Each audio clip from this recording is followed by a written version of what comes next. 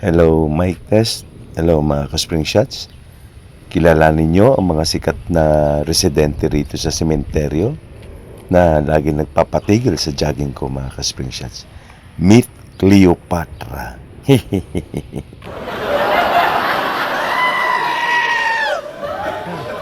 Binubuyang yang kanyang binubuyang yang kanyang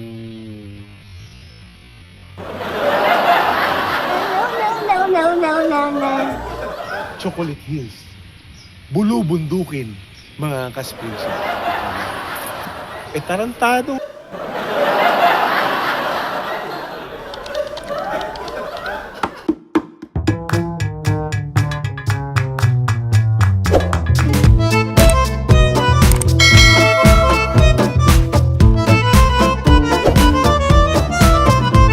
Hello, my Cleo girl.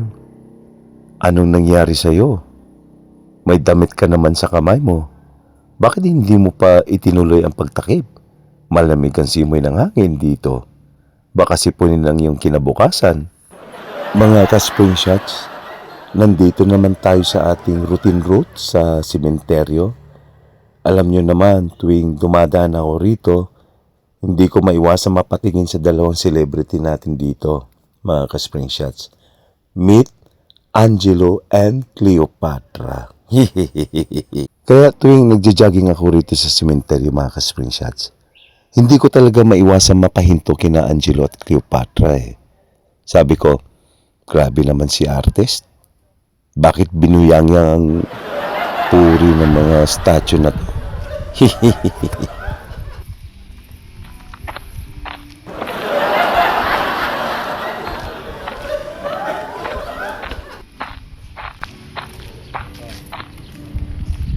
Ito na namang isa.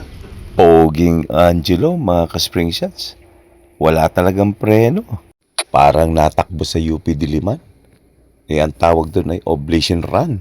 Shout out naman dyan sa mga kapatid na apo. The best. Binuyang-yang ang puri sa harap ng mga nagja-jogging eh. Sabi ko nga parang medyo manyakis yung gumawa nito eh. Kulang na lang. Lagyan natin ng jacket ni Jane. Para hindi malamigan eh.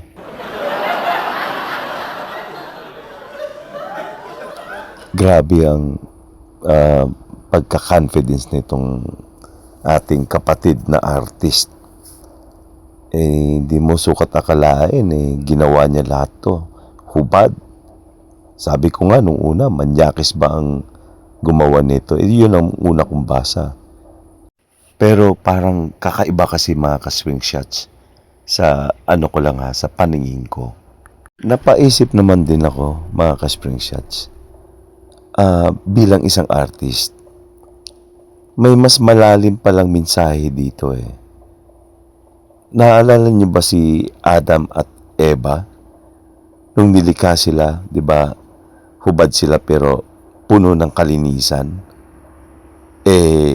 Walang walang mali siya noon yan. Walang dumi sa isip. Dito sa sementeryo, mga ka-spring shots, ang kahubaran ng tao ay paalala. Lahat tayo, pag alis sa mundong ito, babalik sa pagiging malinis. Walang dalang mamahaling damit, walang dalang yabang, pantay-pantay tayong haharap sa may kapal, mga ka-spring shots. Kaya sa susunod na makakita kayo ng ganitong sining, mga ka-spring shots, huwag puro mali siya. Isipin nyo na lang, yung statue nga, kampante kahit walang suot. Tayo pa kaya na buhay pa? Stay humble, mga ka-spring shots. Pero sandali lang, mga ka-spring shots. Balik po tayo kay Adan at kay Eva. Dahil yun po talaga ang naisip kong maging content. At naisipan kong sagutin itong ginawa o minuldi ng magaling na artist na ito, mga ka-spring shots. Na ang basa ko dito ay napakalalim na kahulugan. Alam nyo ba, mga ka-spring shots, nung ginawa ng Diyos sina Adan at Eva, di ba po wala silang suot? Hubad na hubad sila. Pero ang tawag doon ay kalinisan. Wala silang mali siya dahil wala pa silang kasalanan nung araw na yon, nung create sila. Nung kumain lang sila ng bawal na prutas mga ka-spring shots, doon lang sila nahiya at nagtakip. Kaya ang aral dito mga ka-spring shots, bakit sila hubad dito sa sementeryo? Kasi dito wala nang fake, lahat ng nakalibing dito balik sa kahubaran. Ibig sabihin, balik sa pagiging malinis sa harap ng Panginoon.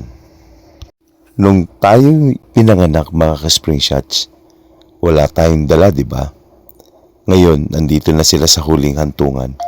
Wala rin silang dala. Lahat ng branded na damit, alahas at yabang naiiwan sa labas ng gate mga ka-spring shots. Dito, pantay-pantay tayong hubad sa katotohanan. Kaya sa susunod na dadaan kayo rito mga ka-spring shots, huwag puro mali siya. Isipin nyo na lang si Angelo at Cleopatra, ang ultimate reminders na be humble dahil wala kang dadalhin damit sa kabilang buhay. Kaya nakilala ko sina Angelo at Cleopatra sa aking morning jog. Akala ko nga X-rated na yung view. Yung pala may malupit na aral tungkol sa pagkatao natin. Hubad tayong dumating, hubad din tayong aalis. Hehehehe. Kaya uulitin ko mga ka-spring shots, dito sa sementeryo, ang kahubaran ay simbolo ng lahat tayo, mayaman man o mahirap, ay babalik sa pagiging hubad at malinis sa harap ng Diyos, sa harap ng ating Panginoon, Allah or Yahuwah Elohim mga ka-spring shots. Pag alis natin sa mundong to, wala tayong bit-bit na kahit anong gamit o damit mga ka-spring shots. Kaya bago ka magyabang mga ka-spring shots, yabang sa outfit mo ngayon, tandaan mo si Angelo at Cleopatra. Sila ang original ng no clothes, no problem. Tandaan nyo mga ka-spring shots, kahit gaano kaganda ang suot mo ngayon, sa huli, ang kalinisan ng puso ang tanging dadalhin mo. Hubad tayong dumating, hubad din tayong aalis. Kaya habang nandito pa tayo, maging totoo tayo sa bawat isa mga ka-spring shots. Ito ang inyong Sharky Spring Shots, nagsasabing, keep it real, keep it clean, kita-kits sa susunod na takbo mga ka-spring shots. Hehehehe.